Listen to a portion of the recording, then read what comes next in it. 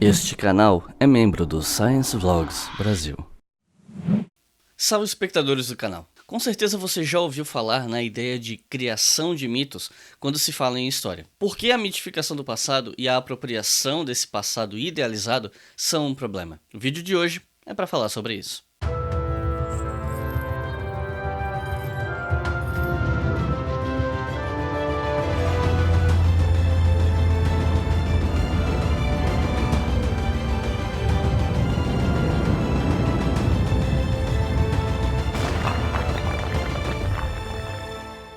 Primeira coisa que eu quero dizer aqui é que o uso do termo mito como um sinônimo de uma mentira histórica ou algo assim é um pouco controverso. Existe uma percepção de que o mito, por ser algo que as pessoas acreditam, na cabeça dessas pessoas e para a vida dessas pessoas, ele se torna algo material, uma coisa não material físico, mas material no sentido de que é algo que realmente faz efeito na sua vida, tem um impacto na sua vida. Então, o uso do termo mito aqui, ele não seria lá muito indicado dependendo da perspectiva.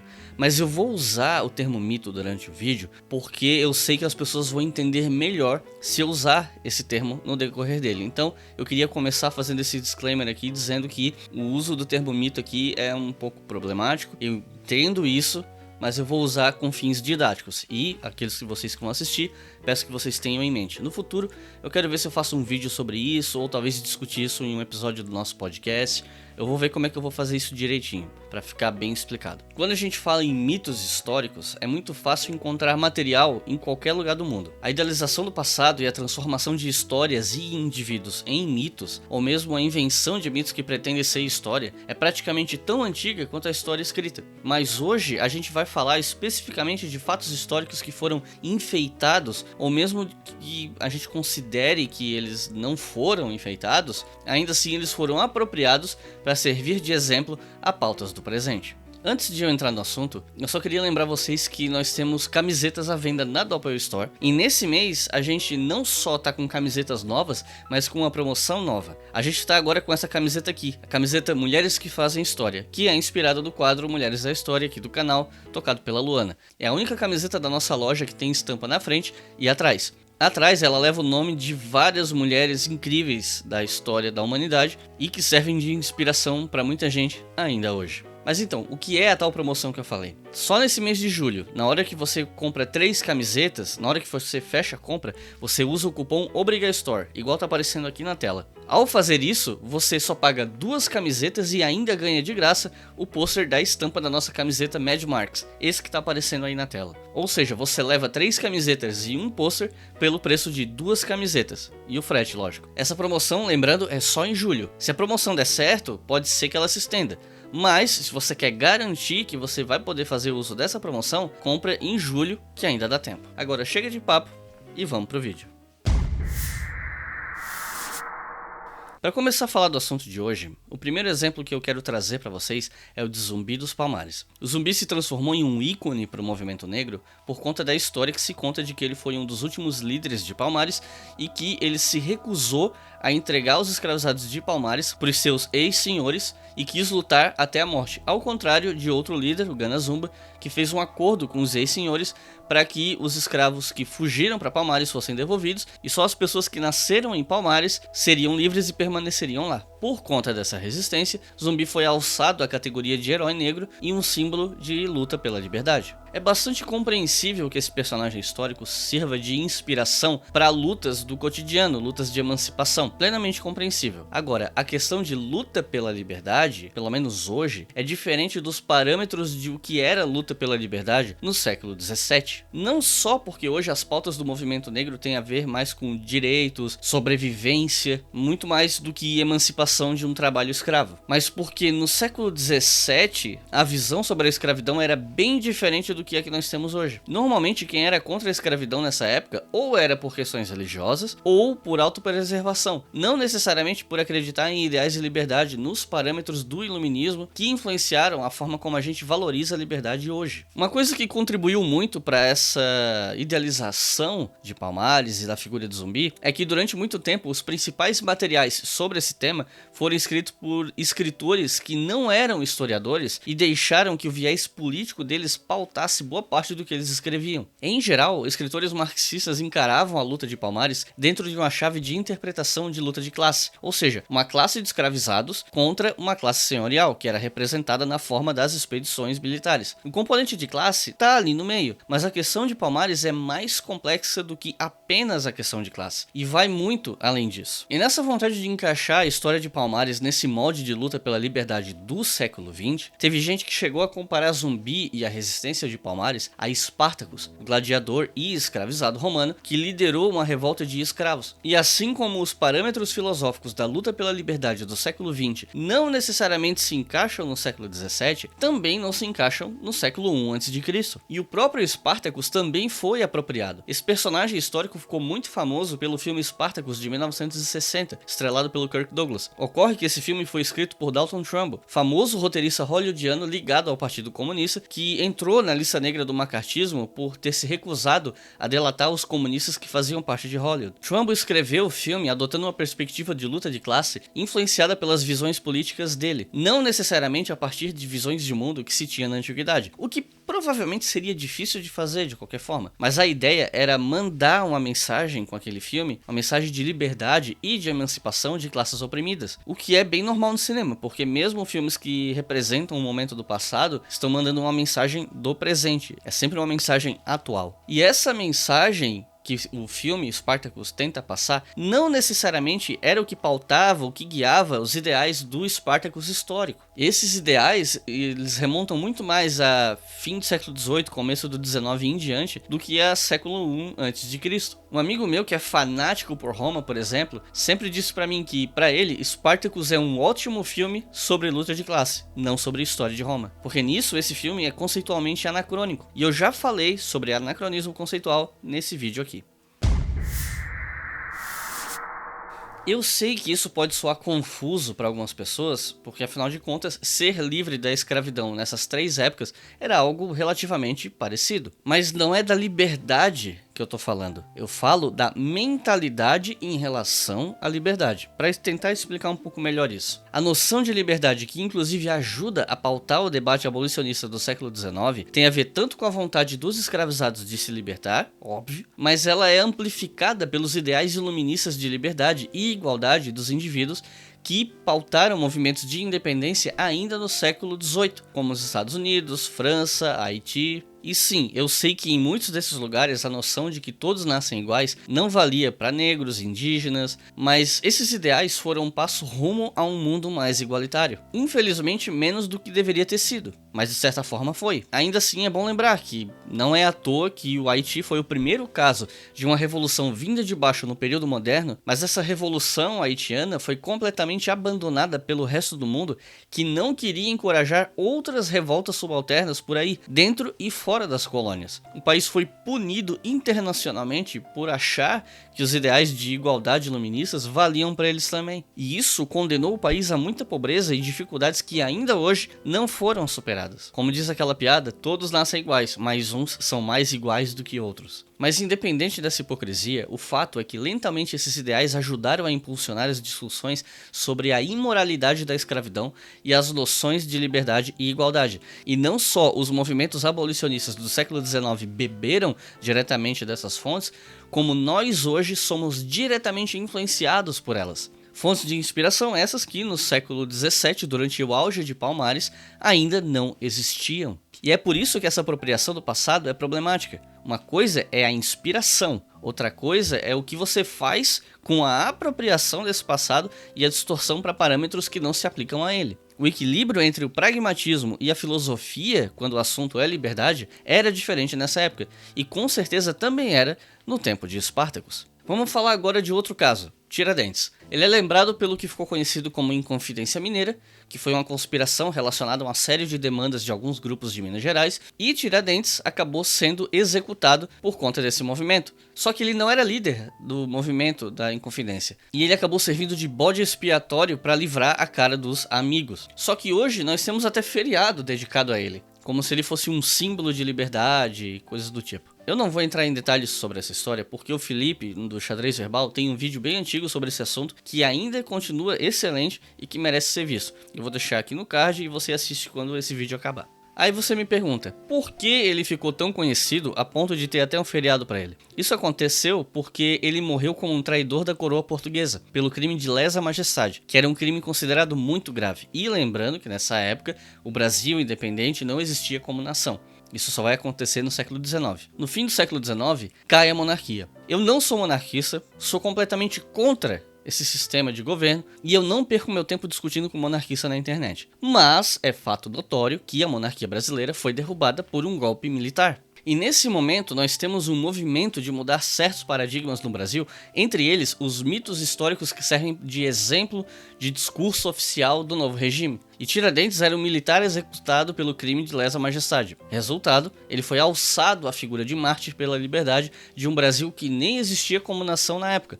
E algumas ilustrações de como ele supostamente estava no momento da sua execução tentam claramente fazer ele parecer Jesus, relacionando Jesus e Tiradentes numa ideia de martírio, de morrer por um ideal. E não tinha nada de novo em pegar sujeitos e alçar eles à figura de heróis e mártires e coisas do tipo. A Europa, no século XIX, viu a explosão das narrativas nacionalistas que foram ainda mais reforçadas pelo romantismo. E vários países começaram a fabricar mitos nacionais em massa, muitas vezes com algum respaldo histórico, parcial, ainda que muitas vezes forçando a barra.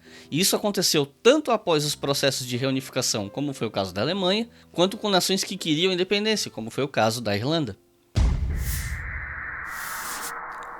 Mas quando a gente fala em apropriação do passado, não significa necessariamente que a apropriação é uma mentira por si só. O que às vezes acontece é uma conexão entre passado e presente que só funciona dentro de uma lógica de conexão muito fraca, e às vezes por pura ignorância histórica mesmo. Eric Hobsbawm fala no livro Nações e Nacionalismos desde 1780 que muitos gregos se veem como descendentes puros, bota aspas aí mesmo, dos gregos antigos, quando na verdade essa etnia grega pura do passado nem existe mais. A miscigenação na região foi tamanha que simplesmente não existem mais esses gregos puros da antiguidade. Aliás, puros. E aproveitando para falar de Grécia e afins, vale dizer que essa coisa de idealizar o passado não é mérito de um lado ou outro na política. A manipulação ou a apropriação do passado independe de lado político. Eu citei o exemplo de Zumbi, que é muito caro à esquerda e ao movimento negro, mas nós temos vários exemplos na direita. Por exemplo, a gente tem a apropriação que a extrema-direita na Europa e dos Estados Unidos faz da Batalha das Termópilas, aquela dos 300 de Esparta, que ao lado de alguns milhares de outros guerreiros locais, resistiram aos ataques dos persas na região, lutaram contra os invasores e morreram lutando, etc. Genericamente falando,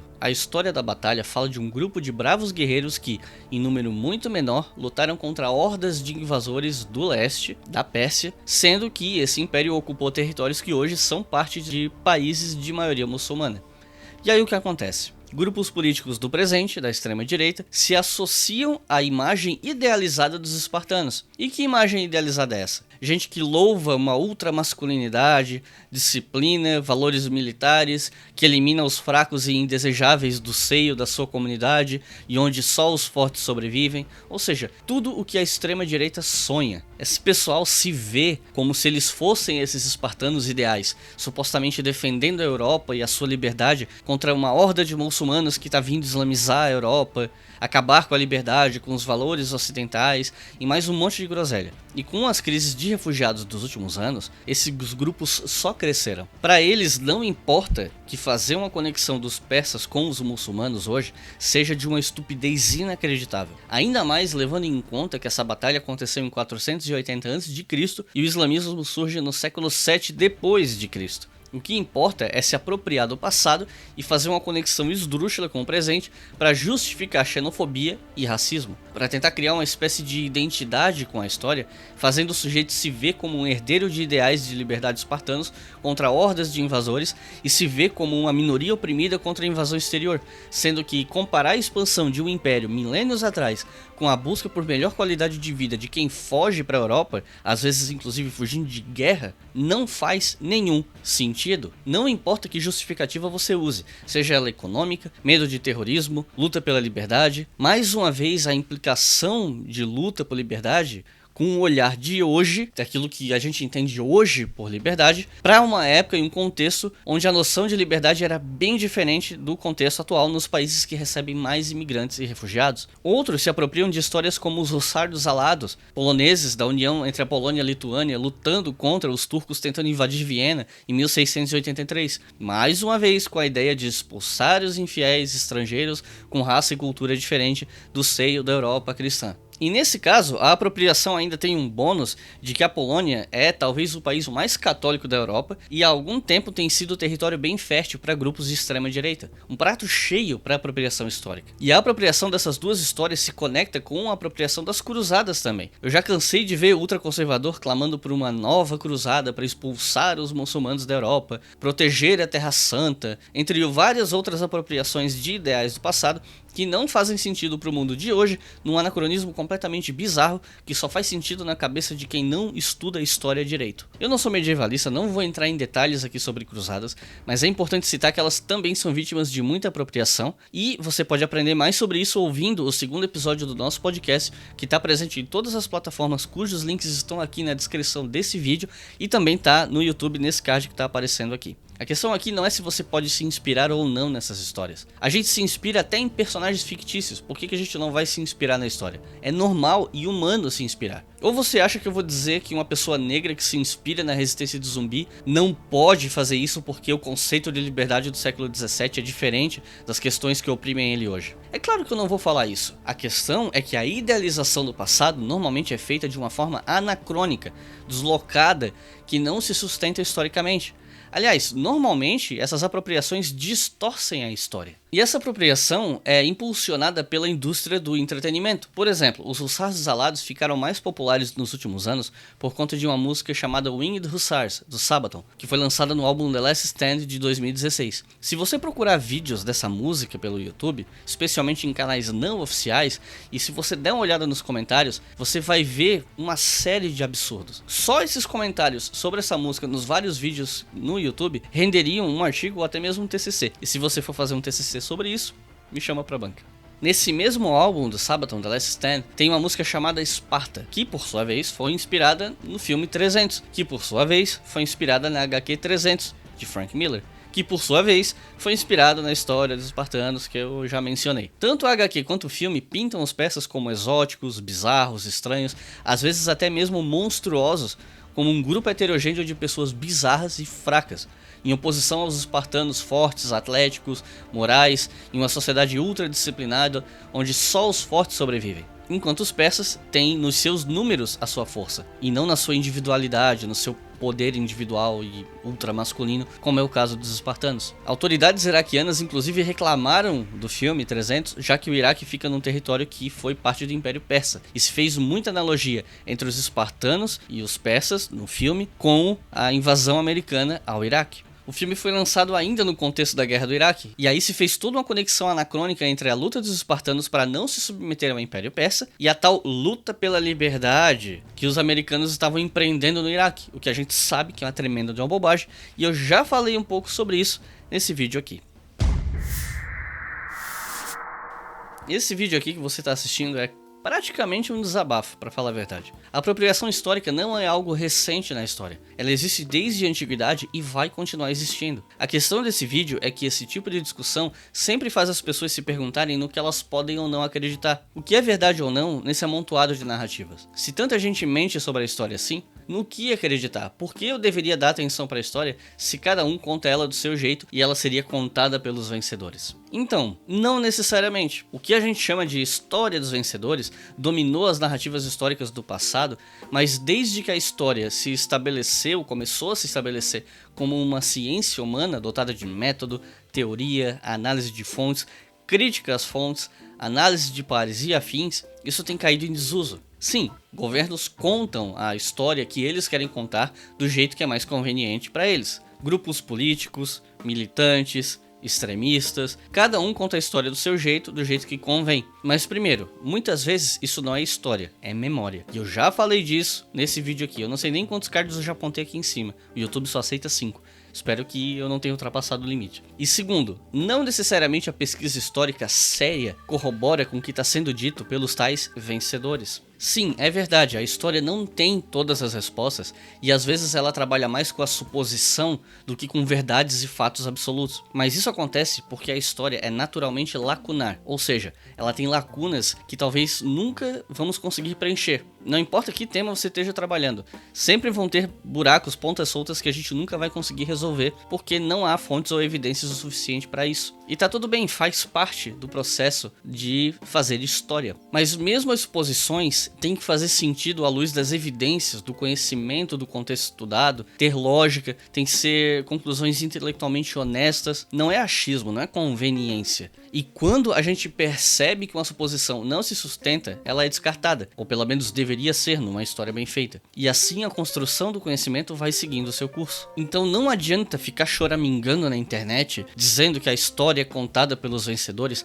se você não lê os livros de história. Não tenta conhecer o que está sendo publicado e escrito se você rejeita a pesquisa acadêmica quando ela diz algo que te desagrada. Se você é esse tipo de pessoa que fica cobrando a realidade dos fatos e a verdade, mas descarta tudo o que não te convém, você é um belo de um hipócrita. Pega o caso da Segunda Guerra, por exemplo. Adoram falar que os aliados contam sua história, eles que contaram a história da guerra, mas o outro lado, blá blá blá. Faz anos que a história de todos os lados envolvidos na guerra é estudada. Você tem pilhas e pilhas de livros publicados sobre o assunto em várias línguas. Se a indústria cultural, os filmes, a TV, música e afins se apropriaram de um ponto de vista específico e ele virou senso comum, a culpa não é da gente que está fazendo história, de que está publicando livros e fazendo pesquisa. Os livros de história, as publicações sérias e bem pesquisadas sobre o assunto, não tem como competir com o impacto cultural de filmes, séries de TV, música e outros. Não dá para competir com essas coisas com pesquisas acadêmicas, em termos de alcance. Então quando você achar que não sabe no que acreditar e que todo mundo pode estar certo, que são só lados diferentes, lembra desse vídeo. Nem todo mundo está certo. Existem diferentes narrativas sobre eventos históricos, mas não quer dizer que todas são válidas. Não quer dizer que todas tenham o mesmo peso, a mesma importância. Tá na dúvida? Procura os livros de história, as boas pesquisas, feitos por quem é profissional na área. Não livros sensacionalistas, de histórias anedóticas, guias incorretos e coisas do tipo. Esse canal existe para isso, para tentar ensinar as pessoas a respeitar a academia, a hierarquia do conhecimento, que é diferente de falácia da autoridade. Aos estudos sérios, não depender de blogs de sensacionalismo, e é isso que eu quero pedir a vocês. Vocês não têm que acreditar em tudo que vocês leem, mas se você discorda, pare e pensa. Você discorda porque você tem provas e evidências concretas, ou você discorda porque aquilo diz o que você não queria que dissesse? E eu tô falando isso para todo mundo. Não me interessa se você que está assistindo esse vídeo é um social-democrata como eu, se você é comunista, socialista, anarquista, liberal, conservador, não importa o que você é. Esse recado é para ser universal. Enfim, por enquanto era isso. Esse vídeo não foi feito em cima de nenhuma leitura em particular, é um agregado de coisas que eu fui lendo, aprendendo, refletindo e discutindo durante os anos na universidade. Ali na descrição tem alguns livros que não necessariamente têm a ver com os temas que eu mencionei aqui, mas que fazem discussões parecidas em certa medida e que podem te ajudar. Dá para aprender muita coisa com esse material que está aqui embaixo. E para terminar, eu quero avisar vocês, embora eu já tenha mencionado no vídeo, que a gente está com um podcast, o História FM. Eu já postei todos os episódios aqui no canal e aqui embaixo na descrição tem link para todas as plataformas que eu consegui botar o podcast. E se esse vídeo foi legal, se ele te ajudou de alguma maneira, considere a possibilidade de ser um dos nossos colaboradores no Apoia-se. É por causa dele que vocês estão vendo esse vídeo. Você pode contribuir com o canal com qualquer valor a partir de R$2. Em um ano, R$2 por mês somam R$24. Você gasta isso saindo para comer um hambúrguer e uma cerveja. Então pensa bem se não vale a pena apoiar um projeto que você gosta, que te ajuda, seja na escola, na faculdade ou mesmo na vida. Eu espero que um dia eu possa me dedicar exclusivamente ao canal e ao podcast, enfim, à divulgação científica. Mas para esse dia chegar, eu preciso do apoio de quem já teve tempo de acompanhar o nosso canal, não só quem descobriu agora, mas quem acompanha a gente e que já pôde concluir, supondo que tenha concluído isso, né, que o nosso canal tem qualidade. Então considere apoiar o Leitura Obriga História no Apoia-se para fazer esse canal virar autossustentável na divulgação científica. Por hoje é só, muito obrigado e até a próxima.